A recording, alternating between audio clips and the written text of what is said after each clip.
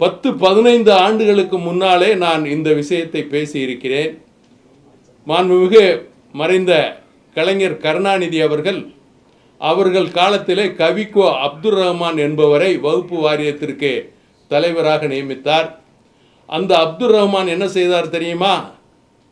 எல்லா பகுதிகளிலும் சுற்றுப்பயணம் செய்து உலகெங்கும் இருக்கின்ற தமிழர்கள் இஸ்லாமியர்களிடம் வகுப்பு வாரியத்திற்காக நன்கொடை பெற்றார். 400 கோடி நன்கொடை பெற்றதாக அவரே பத்திரிகையாளர்கள் முன்பாக சொல்கிறார்.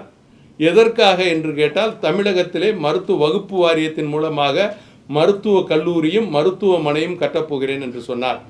அந்த 400 கோடி என் கையிலே இருக்கிறது, நான் வசூல் செய்து விட்டேன் என்று பத்திரிகையாளர்கள் முன்னாலே சொன்னார்.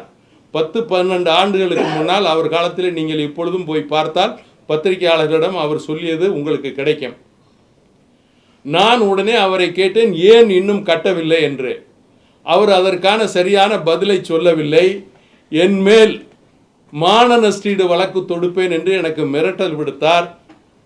நான் அதற்கும் பணியவில்லை. கல்கியிலே நான் எழுதியது நீங்கள் கல்கி புஸ்தகத்திலே பார்க்கலாம், அனைத்து ஊடகங்களிலே 15 ஆண்டுகளுக்கு முன்னால் வந்திருக்கிறது.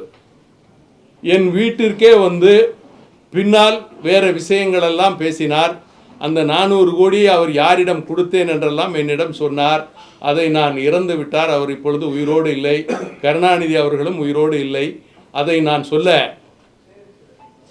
இஷ்டப்படவில்லை. ஆக மொத்தத்தில் அந்த பணம் எங்கே போயிருக்கும் என்பது உங்களுடைய ஊகத்துக்கே விட்டு விடுகிறேன். Presta Premium Women's Wear. Let your body love it.